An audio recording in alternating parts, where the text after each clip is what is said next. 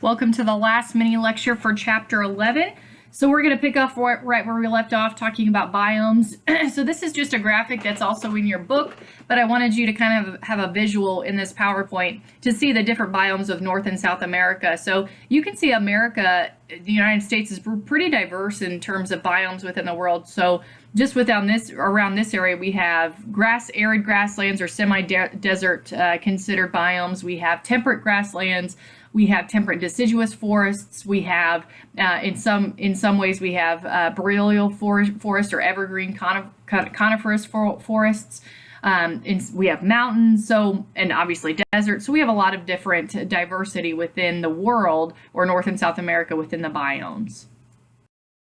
So the tundra is very interesting because it's treeless, so it's a polar region, and it doesn't, it's very, very cold, obviously, so very harsh winters, not much of a growing season, if at all. It's very, very short.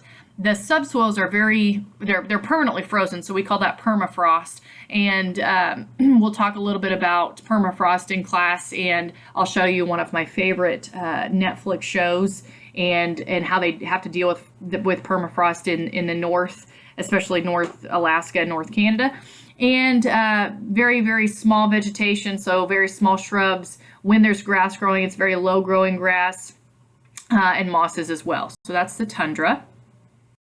Forests, very productive in terms of terrestrial biomes. They have temperate, deciduous, coniferous, tropical, and obviously mountain forests. And then a lot of it is original forests that have been lost because that land was then cleared for ag use, and we've kind of got a bad rap because of that. So it's being used for grazing or different field work like cropping, and then that wood is used for obviously raw materials and buildings. But fortunately, our government has put in place some good outlying rules or laws to make sure that those forests are being conserved and we're able to start building them back more than they were just 30-40 years ago. Grasslands, grasslands are extremely important in North and South America, so it's more of a perennial grassland prairies. When we're looking at grasslands, especially the Great Plains, very, very warm season grassland.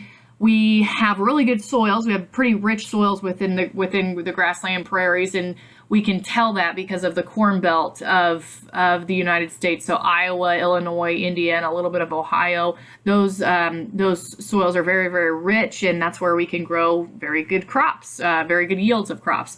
And we also have short grass. So we have grassland prairies and then short grass prairies that we use for wheat and grazing. Deserts. So to be considered a desert, your annual rainfall has to be anywhere from 5 to 10 inches, and then it would be considered a desert if it's within so many years of a period. And then the daytime temperatures have to be extremely high. There's not much precipitation, and when it falls, it's always during the winter. There's never really any precipitation in the summer or spring or even fall. And if you're going to grow anything, the irrigation that we've talked about in the last chapter has to be set, because you're not going to be able to grow much. If anything, cacti would be grown in deserts. But because of that very low rainfall and those warm temperatures, it's really hard to grow anything agricultural wise within deserts. So now let's specifically look at agroecosystems. So about 40% of our Earth's land is considered an agroecosystem. So it is something that we manage, humans, you and I manage, to produce fiber, food, and different ag products. So we have to really look at and rely on different technology, different inputs of productivity, different varieties, different hybrids, and kind of simplify that system so that it's not as diverse as it could be like an ecosystem. So there are a couple types of agroecosystems that we're going to look at. We have a corn-soybean rotation agroecosystem, and then when you're looking on the livestock side, we have an animal-based agroecosystem. So corn-soybean rotation within an agroecosystem, extremely popular. Many farmers across the United States do it. and it's planted on more than 100 million acres of the United States land. So what does that mean? That just means that corn and soybeans are rotated and planted in the spring and then harvested in the fall. So one year, so let's say 2018, you're going to plant corn in April, then you're going to harvest it in, July, August, maybe even a little bit of September, depending on the weather. You can either let that corn stubble sit in there or plant wheat into it after you've harvested it. The next April, you will then go into a soybean rotation and plant soybeans about the same time. And we call those first crop soybeans.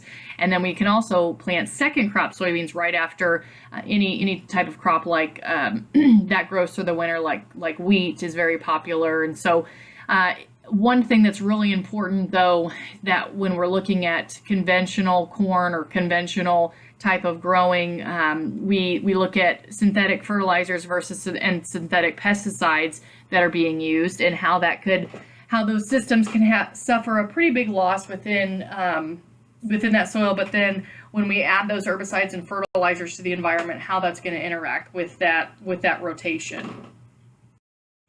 So animal-based agroecosystems. So this is important when you're looking at farming and ranching. So if you have if you have livestock and crops, you're going to have a rotation, something like this, so that you can maintain or sustain that livestock within your farm. So a very popular one is a corn, soybean, and then alfalfa for 3 years rotation after that. So alfalfa obviously is very popular with dairy cattle. So, and then those manure from that dairy cattle will then you'll be able to utilize it to fertilize corn and soybean crops. And it's going to be less dependent on herbicide and fertilizer, and that nutrient loss that will occur will do it at a slower rate. So you're not having to throw on synthetic fertilizer or nutrients in your ground. So this is just a graph that I thought was really neat to talk about, because it looks at the natural ecosystems versus the agroecosystems. So again, when you're looking at ecosystems, the diversity is going to be very high. So if we're looking at a native grassland or a native pasture, there's going to be anywhere from 20 to maybe 80 plants in that, depending on what kind of native grass it is. So that diversity is going to be very high. In an agroecosystem, it's going to be very low, or that's the whole goal, is you want it to be low if you're planting one specific type of plant, whether that's a corn, soybean, millet, whatever that is. But if you go down, you can see breeding. We don't obviously breed grass like we do any type of field crop plants like corn and soybeans and those specialty crops.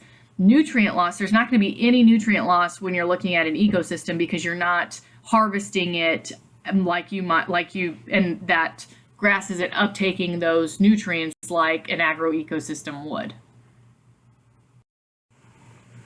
So how does all of this natural ecosystem and agroecosystems differ? Well, there's 4 main issues that we look at. We've talked about diversity. We've talked about animal and plant breeding. So how humans have developed that process, and how we've came pretty far in terms of how we want, DNA, how we want different genetics.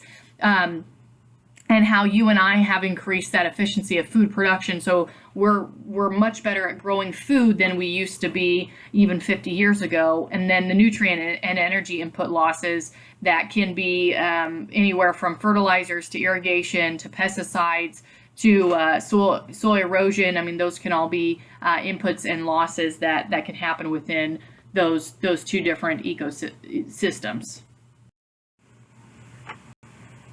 So this is a very sad picture. I hate to see visual pictures like this, because very good example of what soil erosion can look like, especially if that field is not being taken care of or maintained, or if a natural disaster has came in. You can see those 2 little pipes there. Those are actually irrigation tile pipes, and so either something wasn't put in correctly and that ground wasn't sufficient to hold those pipes, or there was some sort of natural disaster, and so that a lot of that has eroded, which is not fun to see as a producer, because there's something that has to be done, and it has to be done quick. So a lot of that O layer, that organic layer on the top of that field is probably already eroded, and it's not going to be able to be maintained throughout the A and the B layer or the C layer in that field.